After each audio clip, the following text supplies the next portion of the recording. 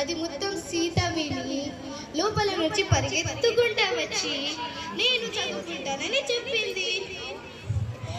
ఇంకా పాపం తల్లిదండ్రులు ఏం చేయగలుగుతారు, తనని బడిలో పెట్టారు, బడిలో చేర్పించారు.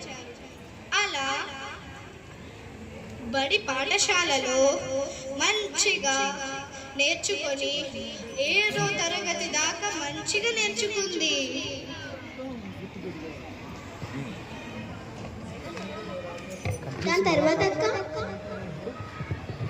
దాని తర్వాత బడి కాలేజీ అన్నీ పూర్తి చేసేసింది. ఇప్పుడు డిగ్రీలో చేరింది. మరి శ్రావణి టీచర్ ఏమో ప్రమోషన్ వచ్చి వేరే బడికి వెళ్ళిపోయింది. మరి సీతకు ఇంజనీర్ సీట్ దొరికిందా అక్క? లేదు. సీత కోరిక ఏంటంటే సీత లాంటి పిల్లలందరికీ చదువు చెప్పాలని. అందుకే తను డిగ్రీ కూడా పూర్తి చేస్తుంది. ఇప్పుడు ఏం చేస్తుంటాను? శ్రావణి టీచర్ తన మనసులో మొక్కలు నాటేసింది. ఏమనంటే మంచిగా చదువుకొని నీలాంటి పిల్లలకు చదువు చెప్పమని. అలా సీత లక్ష్యం అది.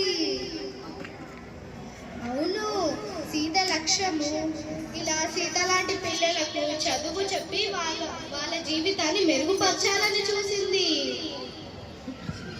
ఇట్లాంటి సీతక్క వాళ్ళు ఊరికి ఒక్కరున్న దేశం కాపాడుతుందక్క.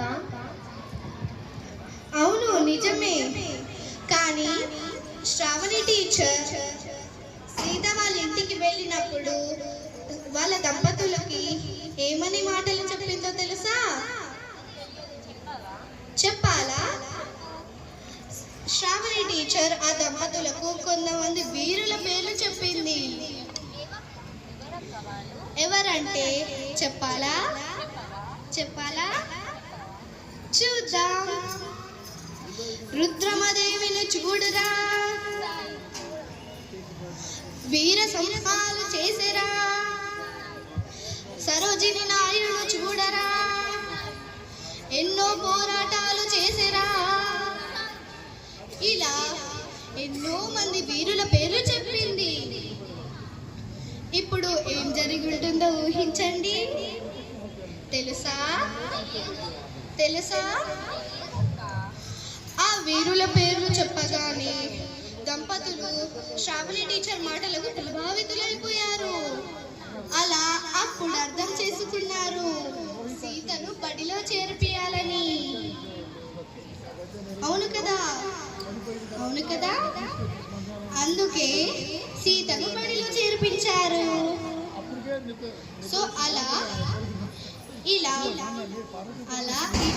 మనము బుర్ర కథని ముగిద్దామా?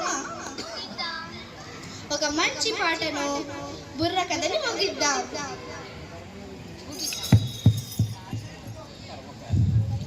మంగళం జయ భారత మాతకు మంగళం, మంగళం జయ మంగళం. మంగళం మన తెలంగాణ తల్లికి, మంగళం జయ మంగళం. మంగళం ఆదర్శ మహిళలకు, మంగళం జయ మంగళం. మంగళం అందరికీ, మంగళం జయ మంగళం. తరిగిడ జం తరితా. ధన్యవాదాలు.